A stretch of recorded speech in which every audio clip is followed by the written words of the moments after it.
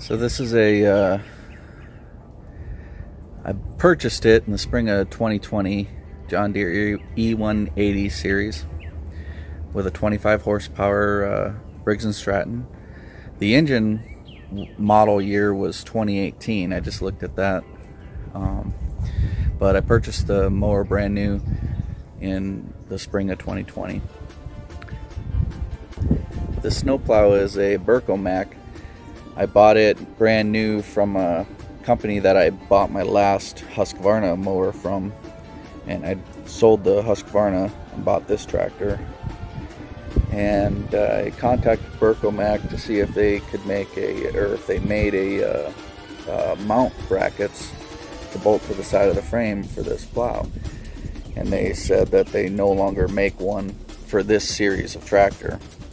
So I used the existing frame mounts that I had mounted on the Husqvarna, modified them to work on this John Deere. The mower now has 28.2 hours on it. Still running on the original oil. The oil's lasting really well. I'm sure you can see this. It still has a gold color to it. There's a little bit of dirty in there, but not much. She's still holding that full despite the 28 hours. There's been no burning off of oil.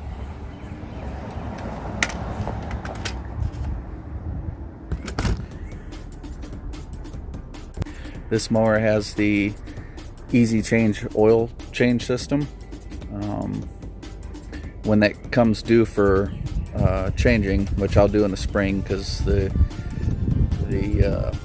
instructions say to change it once a year or at 50 hours, I'll change that out and probably make a little video on that. The E180 series comes with a 54-inch mowing deck, and I have probably about a half acre to maybe slightly over that of grass to mow every time I mow, and I can probably take care of that in about 20 minutes, maybe 25 minutes. I'm also pretty hilly where I am, and this tractor's heavy enough that I get good enough traction that I can mow at the angle that the yard is on and stuff and feel pretty stable on the tractor. The linear actuator I bought to power the snow blade, turn the key on,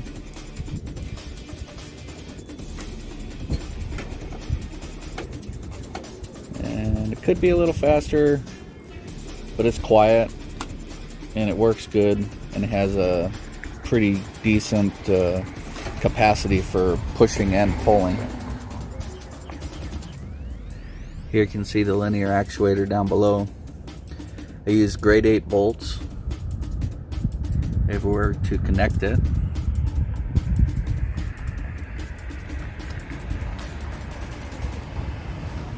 And I use Flex Seal spray clear to waterproof the base of that unit, so that where the wires go in and everything, so it could handle the snow being on it and not get in there and start corroding things.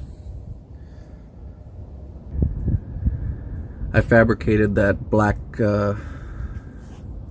two pieces here, one above that's bolted to the frame right there, and this one below that's bolted to it. I had those pieces just as scrap metal laying around in my garage, so that's what I used.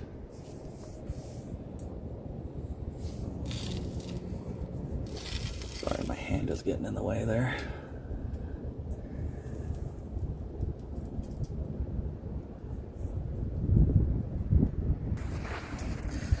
The brackets here are what came with the Snowplow.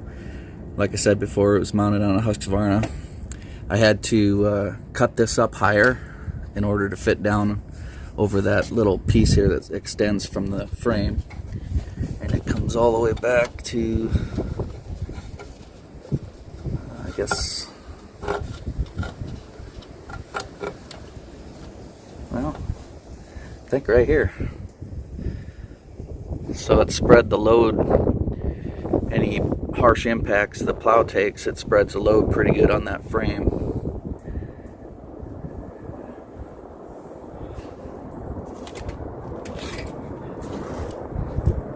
This is the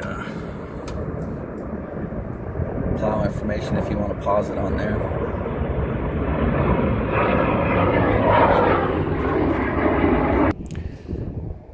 Underneath here, the blue wires right here, this is coming from the switch. It's a momentary 2-position on, center off. And just run that down. That's right here is connected to the linear actuator that came with it. And it was pretty easy. I wired in a fuse so I wouldn't catch my mower on fire. Up here on the switch, there was a hole underneath the skin of this dash piece, and that hole fit this switch exactly. There's another one on this other side here, right here. If you press on it, you can feel where it's at. So I just had to cut through this, I wouldn't call it vinyl, but it's like a light plastic with a very sticky back. I just had to cut through that to put the switch in. The linear actuator cost me $45 off of eBay.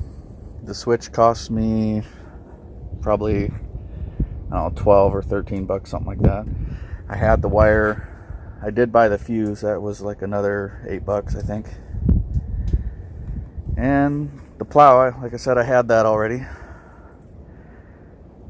It works pretty good. I wish it was a little faster, but can't complain. Compared to my old linear actuator, it works pretty good.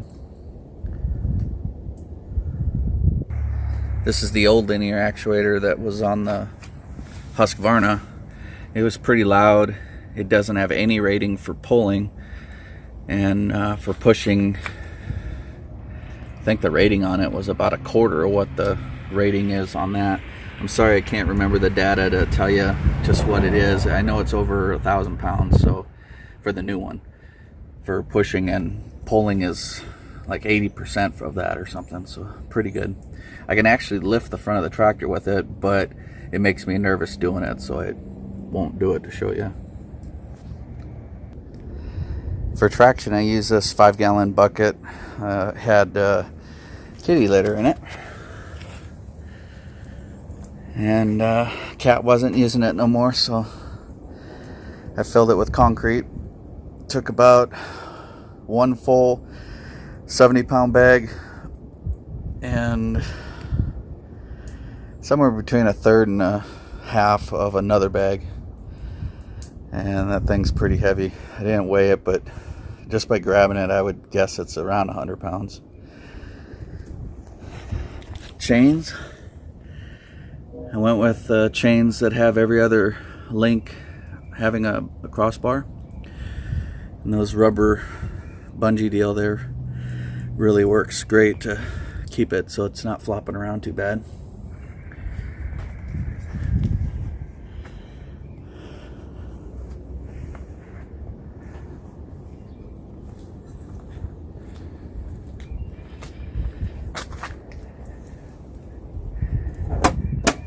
In the spring, I'll show you the mower deck. I've already modified it. I added rubber hoses to the grease zerks on the spindles so that I can easily grease it without taking the mower deck off the tractor.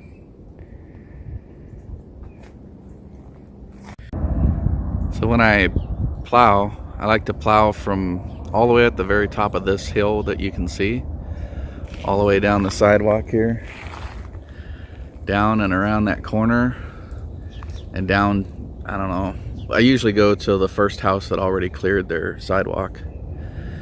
And then my driveway will hold 3 cars up close to the garage and another 2 here on the end. I usually push the snow to the edge of my driveway, and then I start scalping it from the other side and pushing it into the storm drains like you see on the opposite side of the road there. And I just kind of shove it all down into that. Works pretty good. Sometimes I go straight across.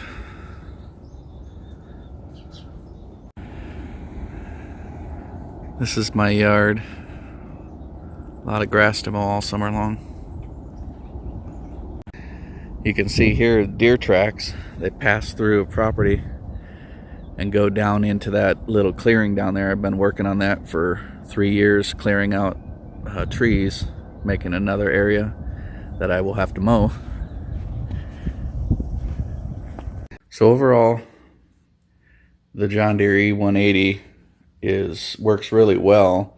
However, when the snow gets too deep, like more than about 8 inches or so, I do have to pull out the snowblower. But this goes really fast. It clears the driveway quick. I definitely would recommend a snowblower over a snowplow based on what I know now. But that would cost you somewhere north of $900 to have that on there.